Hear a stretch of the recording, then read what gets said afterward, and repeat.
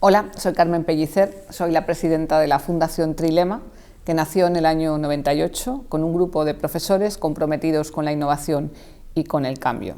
Hoy, además de un equipo grande de formación del profesorado, tenemos nuestras propias escuelas, Escuelas Trilema, y una red de más de 30 centros que llamamos Escuelas que Aprenden y que compartimos muchas inquietudes y un modelo educativo y pedagógico de futuro. Todos queremos que los niños lean. ¿Y eso qué significa? Que lean mucho, que lean bien, que lean rápido, que comprendan lo que lean o que además disfruten y quieran leer por sí mismos. Esto es lo que me gustaría explorar en los 20 minutos que me tocan. En estos meses se acaban de publicar los resultados de las pruebas PILS que miden la comprensión lectora a nivel internacional. Nosotros hemos quedado regular. Por una parte hemos avanzado un número de puntos en esta especie de carrera sin fondo para ver quién lee más rápido y comprende mejor. Por otra parte, seguimos estando por debajo de la media del nivel europeo, lo cual preocupa sobre todo a las instancias políticas y de toma de decisión. Sin embargo, hay un dato que a mí me gustaría resaltar y que pasa más desapercibido, y es que los españoles tenemos el índice más alto de disfrute de la lectura en cuarto de primaria. Estamos hablando de niños que en este momento tienen 8, 9, 10 años y que disfrutan leyendo más de la mitad de la población estudiantil española. Esto es una ventaja, es un tesoro que no podemos perder. Porque al final lo que queremos cuando queremos que nuestros niños lean es una cosa muy compleja, que no sabemos siempre definir, ¿no? Queremos que comprendan lo que leen, pero la comprensión no es un acto voluntario. Yo me puedo sentar delante de un problema de física complejo o de un listado de datos, intentar poner toda mi buena voluntad, toda mi intención, leerlo 8 veces y no comprender. A pesar de lo que pensamos, la comprensión no es un acto que se produce por repetición, ni es un acto que se produce por esfuerzo. La comprensión es un fenómeno mucho más complejo, un clic mágico, que se produce por la combinación de muchos factores. Por eso muchos no saben explicar muchas de las disonancias o muchas de las contradicciones que los datos comparativos entre distintos sistemas educativos presentan. ¿Qué pasa en nuestro país para que nuestros niños disfruten leyendo y, sin embargo, los índices de comprensión no avancen? La primera pregunta que tenemos que plantearnos es ¿por qué creemos que es tan importante leer? ¿Qué aporta la lectura al crecimiento personal? Porque no es solamente un problema inmediato de fracaso o de éxito de aprendizaje. Leer, la lectura, nos permite una cosa muy importante, que es desarrollar nuestra imaginación. Cuando tú estás leyendo un libro, cuando un niño está leyendo un cuento, en su imaginación va creándose una especie de película. Y esa película, en la medida en que el niño lee y se enriquece más, es mucho más sofisticada, es mucho más compleja. Y esa película que el niño va haciendo en la mente le ayuda a conocer y a entender el mundo que le rodea. Pongamos un ejemplo. No sé si habéis leído Harry Potter. Yo, que he vivido en mi casa los inicios de Harry Potter y he tenido hijos muy Harry Potterianos, recuerdo la experiencia de la primera vez que fui a ver la primera peli de Harry Potter con mis hijos. Con mi hijo segundo sentado al lado diciendo, se ha saltado una escena, ahora tendría que decir otra cosa. Salió tan enfadado de aquella película, porque el libro le había generado un imaginario completamente distinto que la película no había sabido responder. Esto nos ha pasado muchas veces. Si hemos visto una peli y luego hemos visto la novela, ocurre el fenómeno contrario. Cuando tú estás leyendo, en tu imaginación, el protagonista de esa historia tiene el rostro del actor. La imaginación y la lectura, la construcción mental, la representación del mundo, el sentido que damos a las cosas, depende mucho de los relatos que escuchamos de esas mismas cosas. Por eso la lectura, entre comillas, la iniciación a la lectura y la escritura es la iniciación y se corresponde con el desarrollo del pensamiento. Y a su vez eso se corresponde con cómo educamos la visión de la vida y los valores que hacen de la vida valiosa. Habitualmente, históricamente, en nuestras escuelas se ha hecho mucho hincapié en la iniciación a la lectoescritura como un proceso mecánico de aprender mi mamá me mima, mi perro tiene patas y aquellas viejas cartillas que muchos recordamos. ¿Dónde estaba el hincapié en aquel método de aprender a leer? En la mecánica de la lectura y la escritura. Eso hoy está muy superado y en nuestras aulas, prácticamente en todo el país, esto ocurre ahora de una forma diferente. Y a la M se le adjudica un animalito que empieza y tiene reglas memotécnicas, tiene una representación gráfica, y alrededor del juego de la iniciación a la lectoescritura añadimos mucho significado, muchas resonancias semánticas que hacen que el niño, jugando, aprenda a leer. Sin embargo, esa iniciación a la lectoescritura ha sustituido un proceso básico previo que está en el germen de la comprensión, y es la introducción a la narración. Lo fundamental en la comprensión no es necesariamente que el niño descifre los signos escritos. Lo fundamental en la comprensión es que el niño escuche y represente y recree en su imaginación una historia, y después eso lo vincule al lenguaje y sea capaz de expresarlo y narrarlo con palabras, con gestos, con imágenes, con pinturas, con dibujos o simplemente cuando se les escapa una lágrima.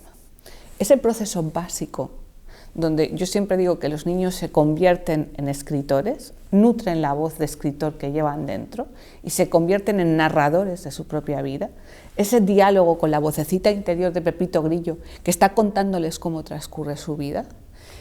Ese tiempo mágico donde no necesariamente se vincula el papel, es el germen, es lo que nutre una buena iniciación a la comprensión lectora. Porque la comprensión lectora previamente es la comprensión de la narración vital.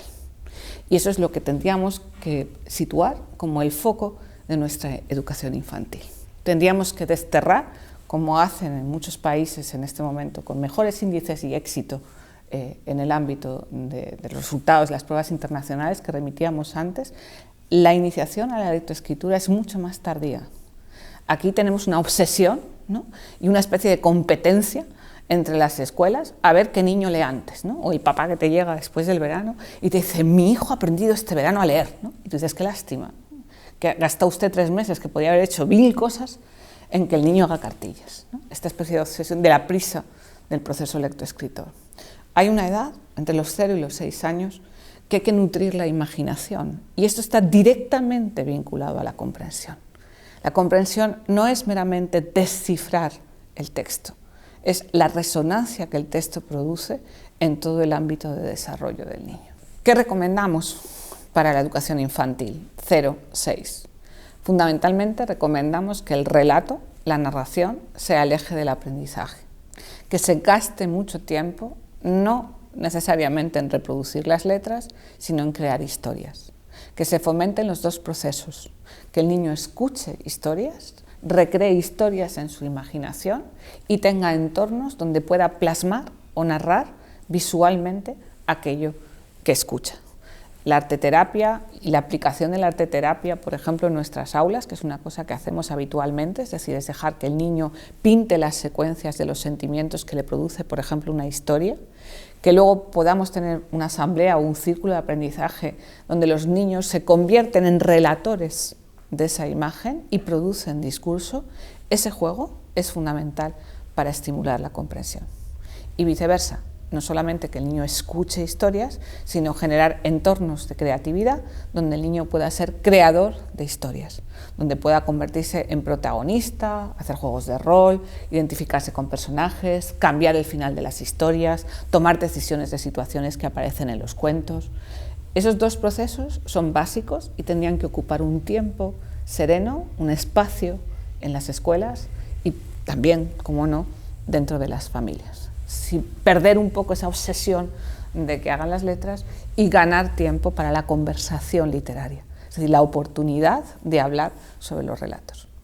Eso nos dejaría unos niños en educación infantil preparados para abordar una iniciación mucho más rápida, más eficaz, menos traumática, más vinculada al placer de la lectura en la educación primaria.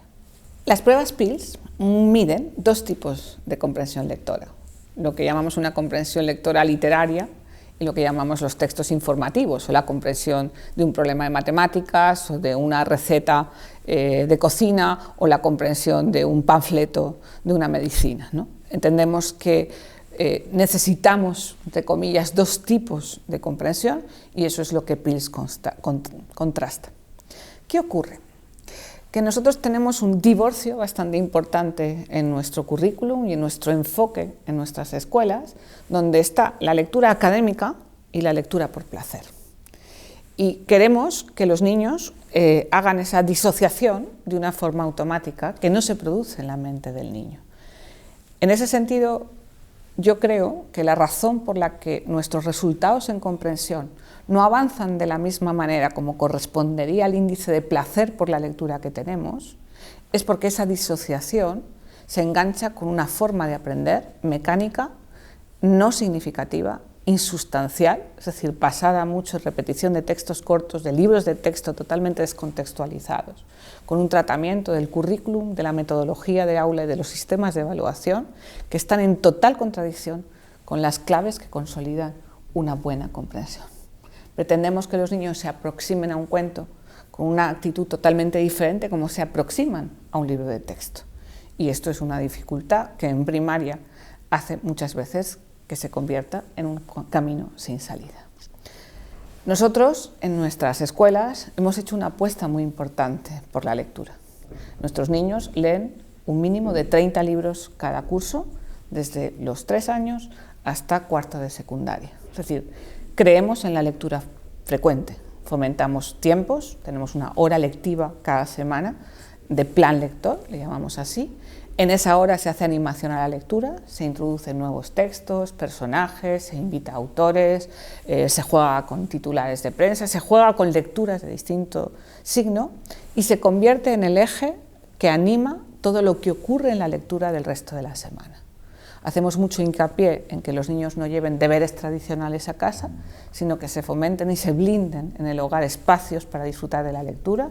Los niños llevan los libros a casa, las aulas de lectura, las bibliotecas escolares están abiertas todo el día, las gestionan ya desde primaria los mismos alumnos que hacen los turnos y las guardias y están siempre en los recreos, en la hora del comedor, para que haya una cultura que fomente la lectura. Sabemos, y eso también nos lo dicen las pruebas, que aquellos niños que se mueven en entornos familiares donde se lee mucho, estos datos son muy conocidos, aquellas familias que tienen en su casa más de 200 libros, tienen muchas más posibilidades de comprar un billete ganador de lotería para que sus hijos sean buenos lectores. Pero los niños no eligen la familia en la que nacen, ni eligen la infancia que tienen. Y la escuela puede actuar como un agente de igualdad, de fomento de oportunidades, para que esa microcultura que no se puede muchas veces elegir en el hogar, se dé dentro de la escuela. Por eso la primera clave de un buen plan lector es que la cultura de la escuela acompañe, ¿no? Un poco ayude a que los niños disfruten y tengan muchísimas facilidades para leer tumbados en una alfombra, como leerían en su casa o como jugarían a la Play. Esta relación positiva con la lectura, que empezamos ya hace bastantes años cuando empezamos a tener nuestras escuelas, nos llevó en un momento determinado a darnos cuenta que no necesariamente los niños que leían mucho después producían un discurso más sofisticado. Y acompañamos la hora de plan lector a una hora que también tenemos en todas nuestras escuelas, desde primaria hasta secundaria, que llamamos escritura creativa. Así los niños son lectores y escritores, y eso se compensa y se combina. En la hora de escritura creativa, a lo mejor escriben una carta al protagonista, cambian el final, o hacen escritura creativa, se convierten en escritores de experiencias personales vinculadas a los programas, por ejemplo, de educación emocional o a los proyectos de valores, o a veces se convierten en escritores inmersos dentro de los proyectos interdisciplinares curriculares. Y si están haciendo un proyecto de historia, pues se convierten en mensajeros para mandar una carta a un hombre de Cromañón desde un marciano que acaba de aterrizar 3000 años después. Este juego entre leer y narrar, leer y escribir, es lo que ha hecho que se disparen los resultados de nuestros planes lectores. Este año pasado dimos el premio a la mejor lectora, a una niña de tercero de primaria que leyó 78 libros, con sus fichas de comprensión, su diálogo, su trabajo. ¿Qué nos funciona para que la lectura a partir de primaria sea frecuente? Varias claves. Tiene que ser habitual, es decir, tiene que tener su espacio, su tiempo y tiene que tener una palabra de autoridad en nuestras escuelas son los directores, los equipos directivos, los que dan la asignatura de plan lector. Porque inconscientemente, por lo menos cuando empezamos, es una palabra muy fuerte de la importancia que damos al placer de la lectura. Entonces, en primer lugar, generar espacios y tiempos dentro del currículum para fomentar esa cultura de lectura, ¿no? de iniciación a la lectura. En segundo lugar, esto supone crear hábitos lectores, ¿no? Entonces, hay niños a los que hay que obligarles a leer la página y hay niños que devoran los libros. Y evidentemente, como cuando uno enseña cualquier hábito, cuando enseñas a un niño que se lave los dientes, los hábitos de higiene nadie los cuestiona, y estás todo el día y lávate los dientes, y te has lavado los dientes, y no salgas sin lavarte los dientes, y todo el mundo entendemos que un día pasará, ¿no? Que llega un momento donde si no te has lavado los dientes, parece que no puedes salir a la calle, ¿no? Entrenar un hábito en un niño requiere consistencia, persistencia y habituación, hábito, es decir, repetición. Ocurre lo mismo cuando entrenas el hábito lector. Necesitas frecuencia, necesitas entorno, necesitas sistematicidad, organización, planificación y buenos libros. Ese hábito y esa exigencia, ese nivel de exigencia lectora en el cual somos bastante firmes, va acompañado de programas de apoyo entre iguales, ¿vale? Entonces, los niños apadrinan libros, recomiendan libros. Hemos hecho alguna vez en nuestras escuelas, porque no tenemos muchos recursos, entonces los libros son muy caros. Entonces, una de las campañas que hemos hecho alguna vez es que regalen libros al cole y las cartas, los libros llevan pegada una carta al futuro lector, una recomendación. La recomendación es entre iguales. Los agrupamientos flexibles. Nosotros tenemos tutorías verticales donde los niños en la tutoría son de distintas edades. Entonces, los mayores apoyan y ayudan a los pequeños, escuchan la lectura de los pequeños, muchas veces en voz alta. Es decir, todo ese fomento de pequeños proyectos que ayudan a que todos alcancen unos mínimos que son relativamente exigentes. Nosotros en nuestras escuelas estamos tremendamente satisfechos de nuestro plan lector. Creemos que es uno de las estrellas del modelo de gestión del cambio y estamos muy orgullosos de cómo los niños van avanzando y cómo avanzan en un tipo de pensamiento, de reflexión metacognitiva muy difícil de lograr. En infantil es muy fácil, porque los niños de infantil se apasionan por cualquier cosa, jamás se aburren y un cuento es un acontecimiento. En primaria ya empezamos a competir, sobre todo a partir del segundo ciclo, y ya tienes que competir con la cultura audiovisual, que es mucho más cómoda y a los cerebros perezosos les va mucho mejor. Claro, esto es un problema, porque al final, volviendo al ejemplo primero, si yo veo una peli de Harry Potter o cuento un cuento, pues no lo sé, del Patito Feo, y he puesto la peli de Disney, todos los niños están imaginando el mismo patito de Disney. Si yo leo el cuento y no he visto la imagen, en un aula tengo 25 imágenes distintas de mi patito feo. La cultura audiovisual tiene el riesgo de producir un pensamiento homogéneo y empobrecido. Por eso es tan importante mantener la firmeza de generar y trabajar la imaginación a través de la lectura. En primaria competimos porque evidentemente la cultura audiovisual entra en las aulas con mucha fuerza y entonces y también hay que educarla y hay que encontrar un equilibrio, pero es relativamente posible porque es relativamente fácil apasionar a los niños de cuarto, de quinto de primaria en el plan lector. Ahora bien, cuando llegamos a la adolescencia, esta enfermedad que lo único que tiene bueno es que se acaba alguna vez, esto es mucho más complicado, ¿no? El generar un plan lector eficaz en secundaria, sobre todo cuando muchas veces los niños no vienen de ese hábito y de esa cultura, es mucho más difícil. Los currículums de lengua y literatura que nos hacen leer el Lazarillo con toda pasión en primer ciclo de la ESO, pues evidentemente no ayudan mucho a percibir la lectura como un placer. Y esta especie de pugna y de polémica inalcanzable, inabarcable, irresoluble entre si hay que leer los clásicos o no hay que leer los clásicos, cuándo hay que leer los clásicos, si hay que obligar a leer determinados libros o dejar que elijan, es muy compleja porque los adolescentes hoy no quieren leer. Y esto nos lleva a que los planes lectores en secundaria pues sean mucho más difíciles y evidentemente las tasas de disfrute de la lectura pues no son las mismas, ¿no? ¿Qué hay que hacer? Con humildad y con paciencia.